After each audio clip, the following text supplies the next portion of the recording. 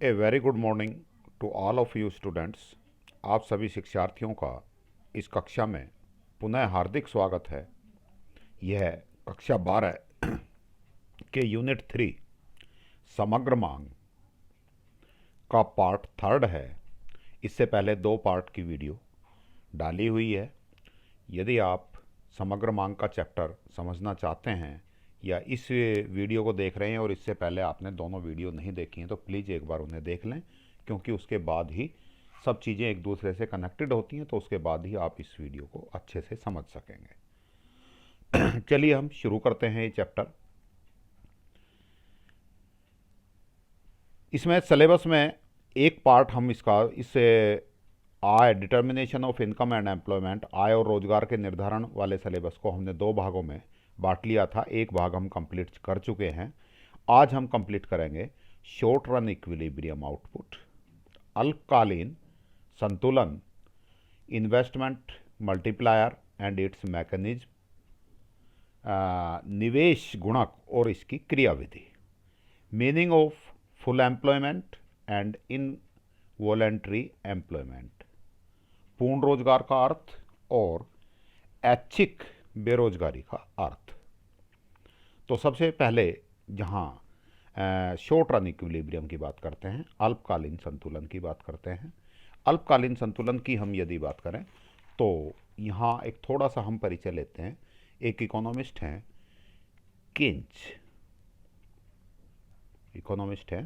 Keynes, ये दरअसल martial के शिष्य थे। मार्शल का नाम आपने सुना होगा, अदर सब्जेक्ट्स में भी सुना होगा, इतने जीनियस थे। इन्होंने 1930 की जो आर्थिक मंदी हुई, सबसे बड़ी मंदी थी ये। आजकल भी मंदी चल रही है, लेकिन इस मंदी से भी बहुत बड़ी मंदी थी। 1930 की मंदी, आर्थिक मंदी, ये आधुनिक इतिहास की सबसे बड़ी मंदी थी। इसके बाद इन्होंने कुछ सुझाव दिए, बुक्स लिखी थी, और उन बुक्स के अनुसार जो सुझाव दिए गए थे उस बुक्स में, उनको जब लागू किया गया तो हम इस मंदी से उभरे थे। तो इनका पूरा नाम है जॉन मैनार्ड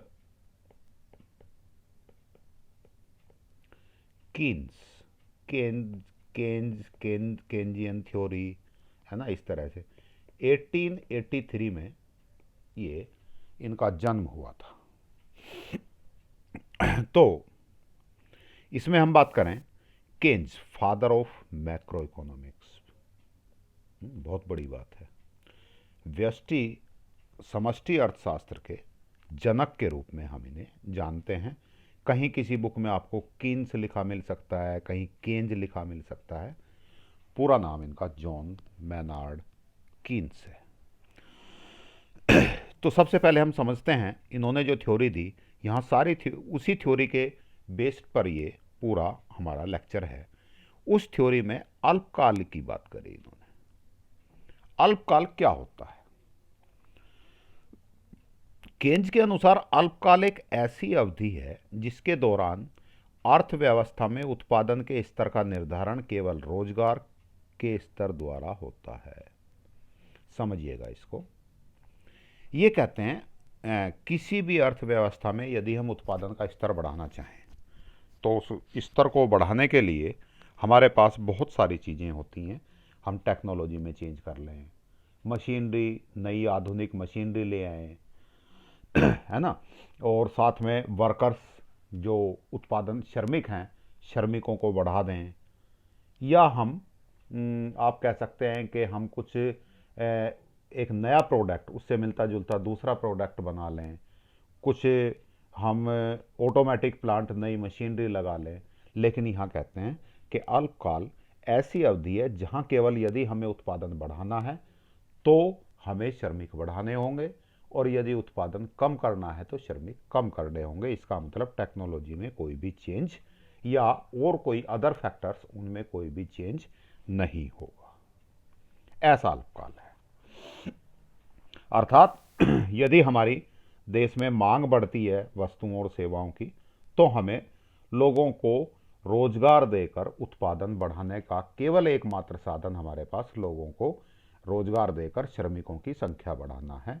और यदि मांग कम हो जाती है तो इसका सीधा सा अर्थ है कि लोगों को बेरोजगार होना पड़ेगा, कुछ श्रमिकों की हमें कमी करनी ही पड़ेगी। केवल इतने इससे ही उत्पादन को कम या ज़्यादा किया जा सकता है। तो इसके अलावा कुछ धारणाएं और भी हैं। रोजगार के उच्च स्तर के कारण उत्पादन के स्तर में वृद्धि होती है। समझ गए? ज़्यादा लोग काम करेंगे, ज़्यादा श्रमिक होंगे तो उत्पादन बढ़ेगा, और रोजगार का निम्न स्तर है यदि, तो उत्पादन भी कम होगा। कम लोग काम करेंगे तो कम उत्पादन होगा। ऐसा अल्पकाल में हम नहीं मानते कि हम लोग भी कम काम करें और उत्पादन भी बढ़ जाए, जैसा कि टेक्नोलॉजी के कारण संभव है कि मशीन से काम कर रहा है। पहले जहां 20 आदमी काम करते थे, अब 2 ही आदमी उतना ही उत्पादन कर देते हैं मशीन के द्वारा। कोई अच्छी मशीन आ गई, ऑटोमेटिक मशीन आ गई, लेकिन वो अल्पकाल में हम काउंट नहीं करते। इसमें तकनीक आदि अन्य कारकों को स्थिर माना जाता है। क्लियर बात है? साथ ही यह माना जाता है कि अर्थव्यवस्था में समग्र पूर्ति हमेशा लोचदार होती है। इसका क्या अर्थ है भाई? समग्र पूर्ति, अर्थव्यवस्था में वस्तुओं और सेवाओं की मांग करने के लिए उत्पादक पूर्ति करते हैं, मांग को पूरा करने के लिए, और ये पूर्ति हमेशा लोचदार है। अर्थात आप कह सकते हैं कि अर्थव्यवस्था में यदि वस्तुओं और सेवाओं की मांग बढ़ेगी तो उत्पादक अपना उत्पादन बढ़ा सकते हैं, और यदि कम होगी तो उत्पादक अपना उत्पादन कम कर लेंगे। अर्थात उत्पादन बढ़ाएंगे कब? जब कुछ लोगों को रोजगार देंगे। इसका मतलब अर्थव्यवस्था में कुछ बेरोजगार हमेशा से हैं। नहीं तो एक स्थिति ऐसी भी तो आ सकती है बेटा जी कि हमारा उत्पादन चल रहा है, सभी लोगों को रोजगार मिला हुआ है, पूर्णतया उत्पादन मैक्सिमम प्रोडक्शन हो रहा है, उसके बाद भी मांग बढ़ जाती है, तो उस स्थिति में हम उत्पादन बढ़ा सकते हैं? नहीं। क्यों नहीं बढ़ा सकते? क्योंकि हमारे पास उत्पादन बढ़ाने का केवल एक रास्ता बताते हैं केन्ज के अनुसार, कि हम और लोगों को रोजगार दें। लेकिन रोजगार बेरोजगार कोई है ही नहीं, तो रोजगार कौन लेगा? तो उस स्थिति में उत्पादन नहीं बढ़ेगा। लेकिन केन्ज ये मानते हैं कि अर्थव्यवस्था में कुछ लोग बेरोजगार हमेशा बने ही रहते हैं। इसका मतलब हमारे पास लोगों की कमी नहीं है, इसीलिए पूर्ति लोचदार है कि यदि जब जब मांग बढ़ेगी तो हम समग्र पूर्ति बढ़ा सकते हैं, क्योंकि हमारे पास बेरोजगार लोग हमेशा से हैं।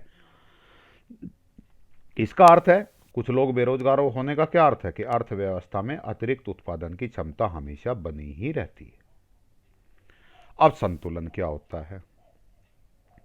देखिए बेटा, हमने सिलेबस में था शॉर्ट रन इक्विलिब्रियम, तो पहले बात करी हमने अल्पकाल की कि अल्पकाल क्या होता है। इसके बाद संतुलन की बात करेंगे, इक्विलिब्रियम। संतुलन की अवधारणा की कॉन्सेप्ट ऑफ इक्विलिब्रियम की बात करें, संतुलन उत्पादन से अभिप्राय अर्थव्यवस्था में उत्पादन के उस स्तर से है जिस पर एक दी हुई समय अवधि के दौरान उत्पादक जो उत्पादन करना चाहते हैं वह उसके बराबर है जो क्रेता खरीदना चाहते हैं। अर्थव्यवस्था के स्तर पर बात हो रही है, इसका मतलब समग्र मांग, एडी की बात कर रहा हूं, और उधर एग्रीगेट सप्लाई, समग्र पूर्ति। तो संतुलन कहां होगा? जहां समग्र पूर्ति समग्र मांग के बराबर होती है। अर्थात उस समय अवधि के दौरान उत्पादक जो उत्पादन करना चाहते हैं, उत्पादन जो करेंगे वो सप्लाई होगी, समग्र पूर्ति जितनी करना चाहते हैं, और समग्र मांग जितनी है, दोनों बराबर हैं। अर्थात वह उसके बराबर है जो क्रेता खरीदना चाहते हैं। आय के संतुलन स्तर पर पाई जाने वाली मांग प्रभावी मांग कहलाती है।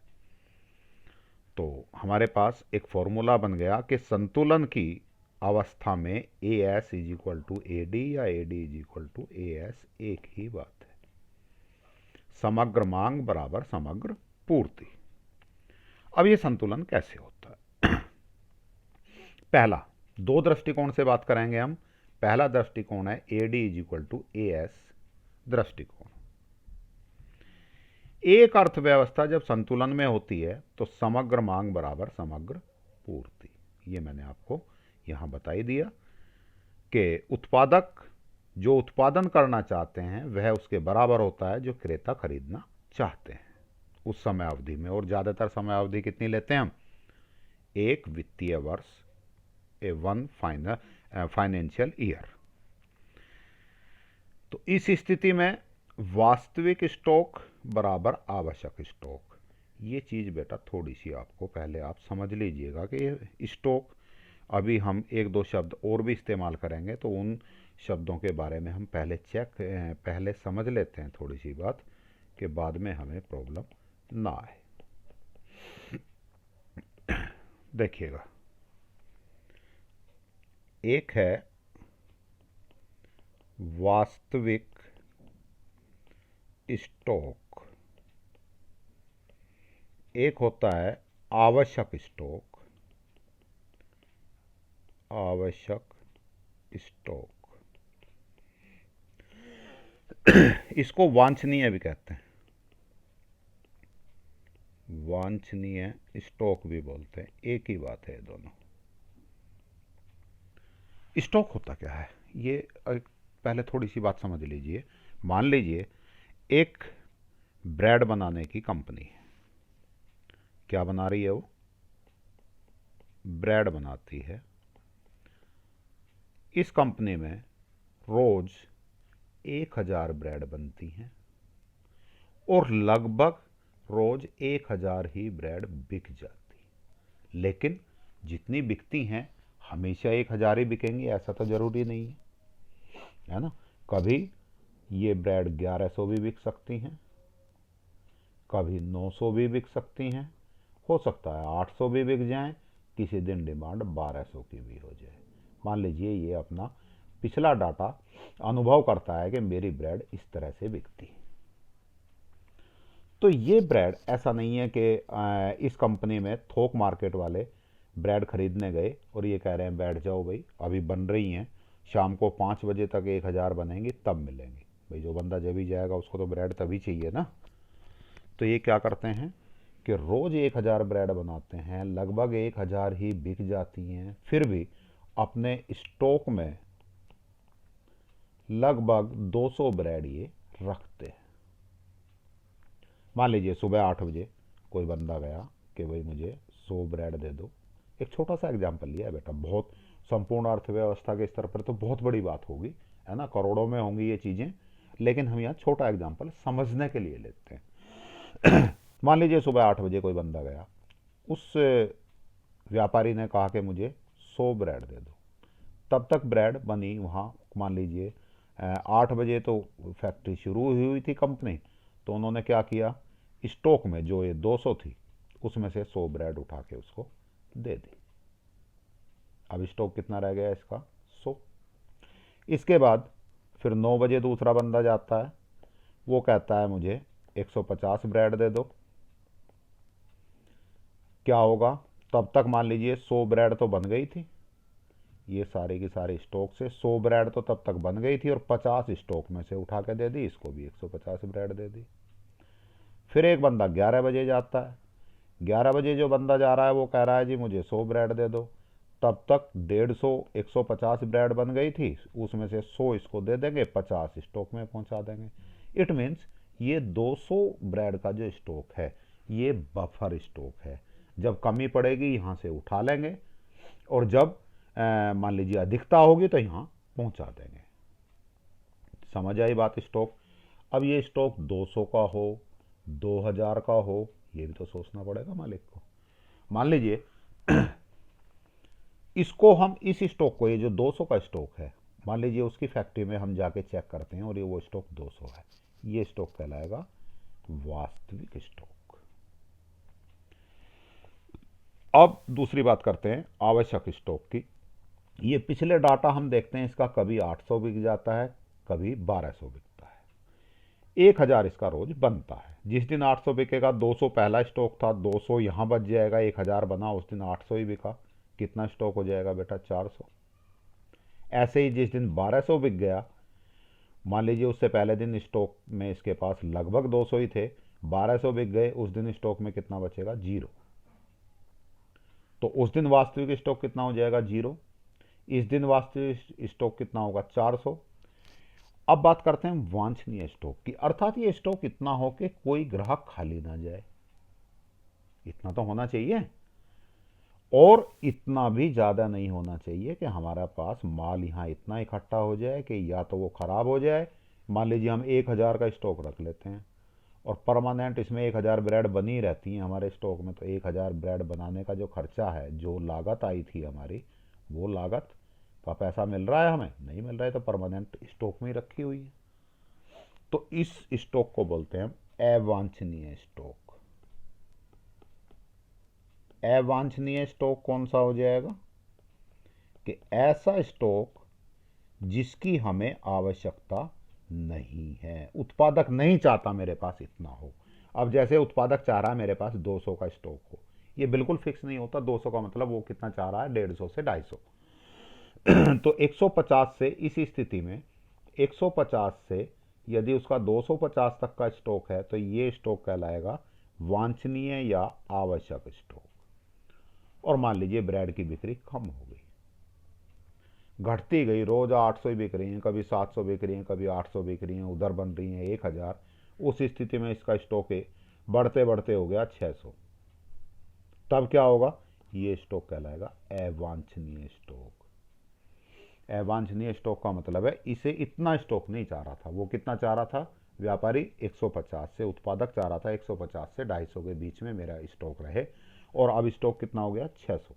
वो नहीं चाह रहा, तो ये कैसा कहलाएगा? अवांछनीय स्टॉक। इसकी वजह से क्या होगा? उसकी ब्रेड या तो खराब होंगी, या उस इन 600 जो ब्रेड हैं ये बेकार रखी हुई हैं, इनसे इसको कोई लाभ नहीं हो रहा है, तो ये इसकी हानि, पूरे व्यापार में हम टोटल में देखेंगे तो ये हानि में काउंट होगा इनका 600 स्टॉक।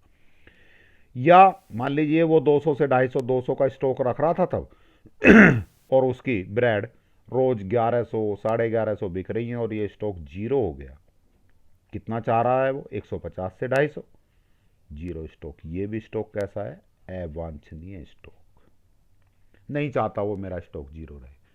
तो इस स्थिति में जब वो स्टॉक बहुत कम हो जाएगा, मान लीजिए कोई ग्राहक आया, उस दिन स्टॉक 0 है, और ब्रेड फैक्ट्री में बनी 100 और वो 200 200 खरीदने आ गया कोई ग्राहक, तो वो उसको 200 की पूर्ति नहीं कर पाएगा, 100 ही देगा। इसका मतलब अगली 100 जो वो 200 ले जाता, उसमें 100 और फालतू ले जाता, उनके लाभ से ये उत्पादक वंचित रह जाएगा। तो इसलिए ये कहलाता है अवांछनीय, जिसको उत्पादक नहीं चाहता। इसको यहाँ भी लॉस हो रहा है, 100 के 200 के बजाय 100 ही बेच पाया वो। यदि स्टॉक में और ब्रेड होती तो वो कितनी बेच देता उस ग्राहक को? 200। तो उसका 200 का लाभ होता, अब कितने का लाभ हो रहा है? 100 का ही लाभ हो रहा है। इसका मतलब 100 के लाभ से उसको हाथ धोना पड़ा। 100 ब्रेड जो वो नहीं बेच सका, उसकी हानि उठाई उसने, उसके लाभ की हानि हो गई। तो इसके कारण ये भी अवांछनीय स्टॉक है। तो समझ आ गई बात? समग्र मांग बराबर समग्र पूर्ति, वास्तविक स्टॉक बराबर आवश्यक स्टॉक। चलिए अब आगे समझते हैं अब आपने मुझे उम्मीद है आपने वास्तविक स्टॉक, वांछनीय स्टॉक, अवांछनीय स्टॉक तीनों टर्म ढंग से समझ ली होंगी। अब यदि ये समझ गए तो आगे की भाषा बड़ी आसान हो जाएगी, आपको याद करने में भी, समझने में भी और लिखने में भी। चलिए फिर जो पार्ट फर्स्ट सेकंड में टेबल हमने बनाई थी समग्र मांग के, जो पिछले नोट्स में थी, वही टेबल है, बार बार वही चलती रहेगी इसमें सारे लेक्चर्स में। ये एक ही टेबल याद कर लो, कैसे याद करनी है वो मैंने भाग 1 में याद करने की इसको विधि भी बताई थी। ये वाई हो गया, आय 0, 20, 40, 60। ये सी उपभोग, कंजप्शन। ये इन्वेस्टमेंट स्वायत्त निवेश है। ये एडी, एडी का फॉर्मूला पहले हम डिस्कस कर चुके हैं, सी प्लस आई होता है।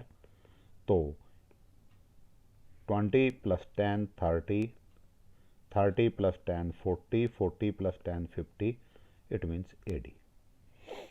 S savings, Y minus C, Y, जैसे यहाँ मैं सेविंग्स, ये -10 कहाँ से आया, वाई माइनस सी। वाई कितना है 20, सी कितना है 30, तो 20 माइनस 30 बराबर कितना हो गया -10। यहाँ पे देखो मैं y 60 माइनस सी 50 कितना हो गया +10। तो इस तरह से s निकाल लिया। एस एग्रीगेट सप्लाई, समग्र पूर्ति, सी प्लस एस होता है बेटा। सी और एस, सी और एस को जोड़ देंगे। जैसे इस लाइन में 80 कहाँ से आया, 60 + 20 80, 80 + 40 = 120। टेबल तो समझ आ गई आपको। अब हमारा संतुलन कहाँ होता है, मान लीजिए अर्थव्यवस्था इस स्तर पर है, यहाँ एग्रीगेट डिमांड कितनी है बेटा 50, समग्र मांग 50 है, समग्र पूर्ति 40 है। तो इस स्थिति में AD is greater then AS है, और इस स्थिति में मांग ज़्यादा है, पूर्ति कम है।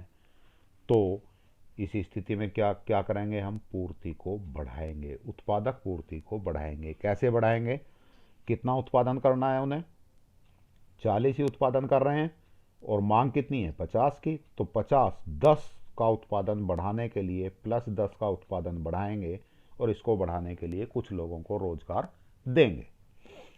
जब कुछ लोग और उत्पादन में शामिल हो जाएंगे, उनको नौकरी मिल जाएगी, वो भी मशीनों पर उत्पादन करना शुरू कर देंगे, तो ये उत्पादन 40 से बढ़ के कितना हो जाएगा 50। तो यहाँ AD is greater then AS। इस स्थिति में मैं चेक करूँ एक बार, तो एग्रीगेट डिमांड कितनी है, डिमांड 70 की है अर्थव्यवस्था के इस स्तर पर, यदि आय 80 है, और सप्लाई कितनी है 80।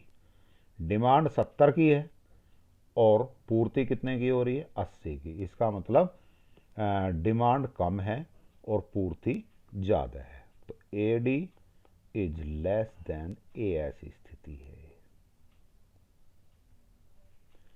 बीच वाली स्थिति की बात करूं, इस वाली स्थिति की जो मैंने बोल्ड में लिखी हुई है, यहाँ AD कितनी है 60, AS कितनी है 60, दोनों बराबर हैं, तो AD is equal to AS। ये स्थिति अर्थव्यवस्था के संतुलन की स्थिति है। तो अब हम इस टेबल को देखें, ये स्थिति अर्थव्यवस्था संतुलन में नहीं है, ये स्थिति अर्थव्यवस्था संतुलन में नहीं है, क्योंकि यहाँ इस वाली परिस्थिति में AD समग्र मांग ज़्यादा है समग्र पूर्ति से, यहाँ समग्र पूर्ति से समग्र मांग कम है।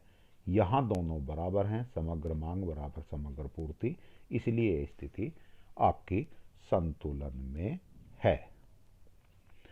अब तो अर्थव्यवस्था हमारी कहाँ चलनी चाहिए बेटा जी, अर्थव्यवस्था हमारी चलनी चाहिए इस स्थिति में। मान लीजिए ये स्थिति है, पहली स्थिति क्या होगा, यदि AS is equal two is greater then AD, समग्र पूर्ति ज्यादा है समग्र मांग कम है, ये वाली स्थिति है हमारे, है ना। AS बड़ी है, AD छोटी है। AD मीन्स समग्र मांग, एग्रीगेट डिमांड, एग्रीगेट सप्लाई, समग्र पूर्ति। तो यहां समग्र पूर्ति ज्यादा है, is greater AS is greater then AD, या हम इसको दूसरे शब्दों में लिखें तो AD is smaller than AS, एक ही बात है। तो यही वाली स्थिति हुई। तो इसी स्थिति में यदि अर्थव्यवस्था है, हमारी अर्थव्यवस्था का स्तर ये है, तब क्या हो, ऐसी स्थिति में वस्तुओं और सेवाओं का प्रभाव उनकी मांग से वस्तुओं और सेवाओं का प्रभाव नहीं, वस्तुओं और सेवाओं की मांग, नहीं, वस्तुओं और सेवाओं का प्रवाह है ये शब्द बेटा। प्रवाह मीन्स जो उत्पादन हो रहा है,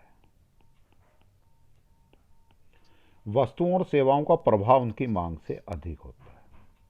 पूर्ति ज़्यादा हो रही है, मांग कम है, परिणाम स्वरूप क्या होगा भाई, बाजार में ब्रेड तो आ रही हैं 1200 रोज और मांग है 1000 पर डे की, तो 200 ब्रेड आज बच गई, कल भी 1200 आएंगी, 1000 ही बिकेंगी, 200 कल बच गई।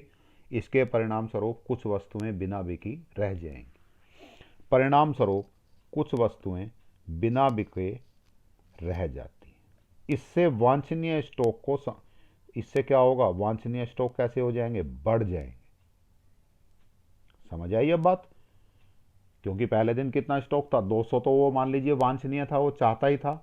1200 ब्रेड बनी, 1000 बिकी, 200 और बढ़ गई, स्टॉक कितना हो गया 400। कितना चाह रहा था वो, 250 तक का। अगले दिन फिर 200 बच गई, स्टॉक में 400 पहले रखी थी, 200 और बच गई, कितनी होगी 600। इस तरह से स्टॉक बढ़ता जाएगा, उससे अगले दिन 800 हो जाएगा, फिर 1000 हो जाएगा।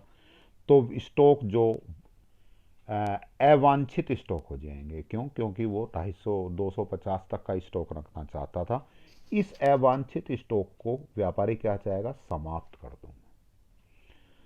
इस वांछित स्टॉक को, अवांछित स्टॉक को, कैसा स्टॉक बन जाएगा ये, अवांछित।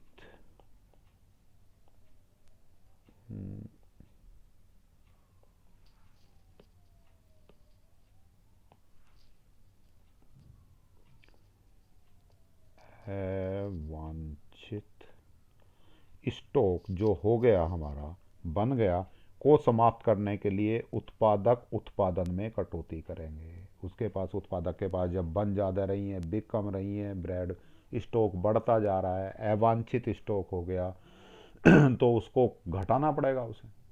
उसके लिए क्या करेगा भाई, अगले दिन उत्पादन कम करो, जब कम बिक रही है तो कम ही उत्पादन करो। कम उत्पादन करने का उसके पास अल्पकाल में क्या रास्ता है, कुछ लोगों को रोजगार से हटा दो। तो उत्पादन में कटौती करेंगे, जिसके परिणाम स्वरूप समग्र पूर्ति में कमी आएगी। एडी जो 1000 की थी अब कम होनी शुरू हो जाएगी। तो एएस जो पहले ज़्यादा थी अब कम होनी, यह प्रक्रिया तब तक चलती रहेगी जब तक समग्र मांग के बराबर ना हो जाए। तो समग्र पूर्ति घटाएगा वो, और समग्र पूर्ति कैसे घटाएगा, कुछ लोगों को बेरोजगार कर देगा, उनको नौकरी से निकाल देगा, क्योंकि उत्पादन पहले से कम करना है। तो यहाँ समग्र पूर्ति में कमी करने का अर्थ कुछ लोगों को बेरोजगार हो जाना है। इसको एक बार और पढ़ के समझ लीजिएगा, एक एक शब्द समझना है। ये पेपर में 3 या 4 नंबर में जरूर आता है, 90% चांस है कि ये क्वेश्चन बनता है। ये 4 स्थितियां हैं, और एक स्थिति आपने ढंग से ये समझ ली तो चारों स्थितियां समझ आ जाएंगी। तो पहली स्थिति थी ये वाली कि यहाँ एडी कम है, एएस ज़्यादा है। इसके लिए क्या करेंगे, व्यापारियों के पास वांछित स्टॉक बढ़ जाएंगे और अवांछित हो जाएंगे, और इन बढ़े हुए स्टॉक को कम करने के लिए व्यापारी क्या करेंगे, उत्पादन में कटौती करेंगे। यहाँ देखिएगा बेटा जी, जनरली क्या होता है, जब पूर्ति बढ़ जाती है तो मांग कम हो जाती है। मांग कम है, पूर्ति ज़्यादा है, तो कीमतें गिरती हैं। यहाँ कीमतों में कोई परिवर्तन नहीं हो रहा, क्योंकि हमने ऊपर अल्पकाल में ये चीज़ें पढ़ ली थी। अन्य वस्तुएं, अन्य जितने भी कारक हैं स्थिर हैं। तो इसका मतलब है कीमत में कोई परिवर्तन नहीं होगा, केवल उत्पादन कम या ज़्यादा होगा। तो जब यहाँ मांग कम है, उत्पादन अधिक है, तो वो क्या करेंगे, उत्पादन को कम करेंगे, कीमत कम नहीं होगी। और उत्पादन कम होने का अर्थ है कुछ लोगों को बेरोजगार कर देंगे। क्या होगा यदि समग्र पूर्ति समग्र मांग से कम है, AS is less than AD. दूसरी तरह से हम कह सकते हैं AD is greater than AS, AD is greater than, sorry,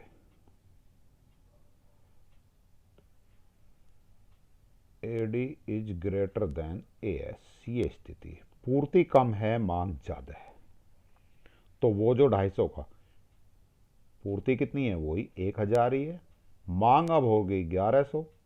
तो जो स्टॉक में पहले 200 ब्रेड थी, उस दिन शाम को क्या होगा, स्टॉक में कितनी रह जाएंगी, 100, क्योंकि बनी कितनी 1000, मांग कितनी है 1100 की, एडी ज्यादा है ना। दूसरे दिन कितनी रह जाएगा स्टॉक, भाई 100 ब्रेड इसमें से बिकेंगे, 1000 ये, 100 इसमें से, तभी तो 1100 की पूर्ति होगी। अगले दिन क्या होगा, 1000 ब्रेड बनी, 100 स्टॉक में से उठाएंगे, फिर 1100 की पूर्ति होगी। तो अगले दिन शाम को स्टॉक कितना हो जाएगा, 0। तीसरे दिन मांगने आए ब्रेड 1100, दे पाएंगे हम 1000 ही। उस स्थिति में क्या होगा, हम 100 ब्रेड जो हमारी नहीं बेच सके मांग के बावजूद भी, उनसे जो प्रॉफिट होना था वो हमें नहीं मिलेगा, अर्थात वो हानि हम उठाएंगे। तो इस स्थिति को हम लिखेंगे कैसे? इस स्थिति में अर्थव्यवस्था में वस्तुओं और सेवाओं का प्रवाह, वही शब्द है प्रवाह, उनकी मांग से कम होता है। इसका मतलब उत्पादन कम है वस्तुओं और सेवाओं का और डिमांड ज़्यादा है।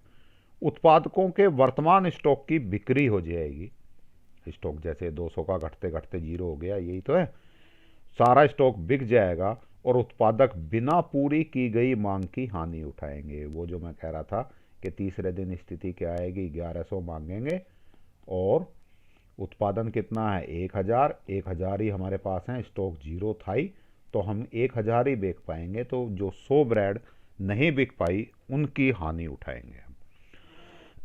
अतः इस स्टॉक को फिर से इकट्ठा करने के लिए उत्पादक अधिक उत्पादन की योजना बनाएंगे। भाई जब स्टॉक 0 हो रहा है और फिर भी मांग ज़्यादा हो रही है तो हम क्या करेंगे, उत्पादक क्या करेंगे, भाई उत्पादन बढ़ाओ, जिसके परिणाम स्वरूप समग्र पूर्ति बढ़ेगी। उत्पादन बढ़ाने से क्या होगा, एएस बढ़ेगी, और एएस तब तक बढ़ती रहेगी जब तक यह सब समग्र मांग के बराबर ना हो जाए। एडी के बराबर हमारा उत्पादन 1100 ही होना शुरू ना हो जाए। 1100 मांग है तो ये उत्पादन बढ़ाकर हमें 1100 ही करना पड़ेगा। अब ये उत्पादन बढ़ेगा कैसे, कुछ लोगों को नया रोजगार देंगे हम। नया रोजगार तभी तो उत्पादन बढ़ा सकते हैं इसमें केन्जियन थ्योरी के अनुसार। तो इससे अर्थव्यवस्था में रोजगार में वृद्धि होगी। समझ आ गई बात? चलिए जी, अब आगे बात करते हैं। जो ये पहला दृष्टिकोण था हमारा, कौन सा दृष्टिकोण था बेटा, ये था AD = AS दृष्टिकोण। अर्थव्यवस्था संतुलन में जब होगी जब समग्र मांग समग्र पूर्ति के बराबर होगा। इससे अलावा एक और दृष्टिकोण की भी हम बात कर सकते हैं, S = I की बात कर सकते हैं।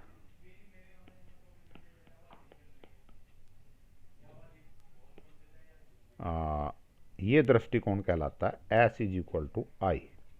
S क्या है बेटा, यहाँ सेविंग्स, S है हमारा सेविंग्स और I है इन्वेस्टमेंट। इसका मतलब बचत बराबर निवेश दृष्टिकोण है। यही हम इस फॉर्मूले से हम बात करें, पहले हमने कहा था AS = AD, संतुलन की यही स्थिति थी। AS किसके बराबर होता है, C + S। AD किसके बराबर होता है, C + I। C से C हम काट दें, ये भी उपभोग ये भी उपभोग, इधर क्या बचा S, इधर क्या बचा I। तो S = I दृष्टिकोण हो गया है। इसकी हम बात करें, क्या होगा यदि बचत निवेश से अधिक है, S > I। यदि बचत निवेश से अधिक है तो इसका अर्थ है आय के चक्रीय प्रवाह में व्यय की वापसी,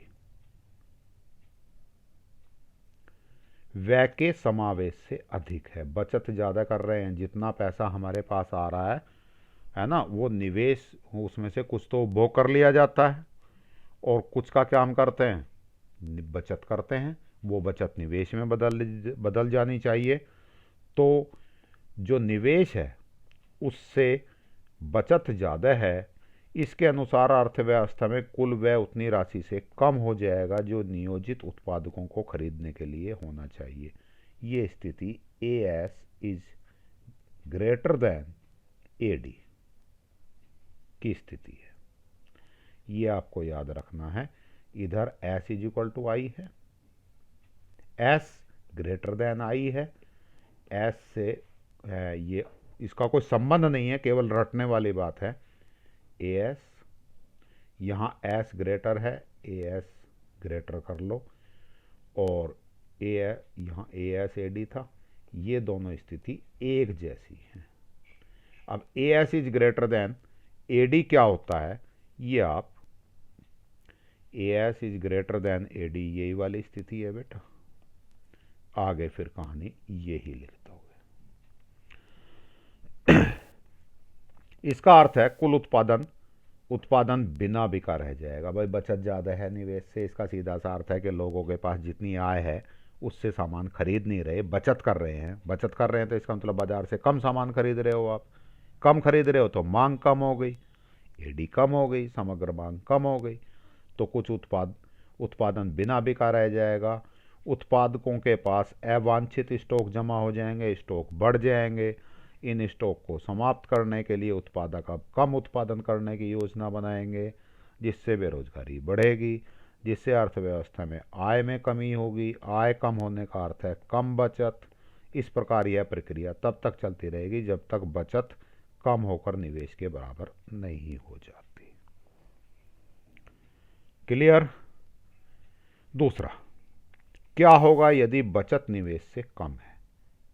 इससे उल्टी स्थिति होगी, इससे विपरीत स्थिति। यहां एस ग्रेटर था, यहां एस लेस देन हो गया। बचत निवेश से कम होने का अर्थ है आय के चक्रीय प्रवाह में व्यय की वापसी एस होती, व्यय के समावेश से कम है। एस कम है, आई ज्यादा है। अर्थव्यवस्था में कुल व्यय उस राशि से अधिक है जो नियोजित उत्पादकों को खरीदने के लिए होना चाहिए, अर्थात समग्र मांग समग्र पूर्ति से अधिक होने की स्थिति है। ये वाली जो ऊपर हमने पढ़ी थी सेकंड वाली पोजीशन। उस सेकंड वाली पोजीशन में डिमांड ज़्यादा है, स्टॉक कम हो जाएंगे और उत्पादक मांग पूरी नहीं कर पाएंगे, उसकी हानि उठाएंगे।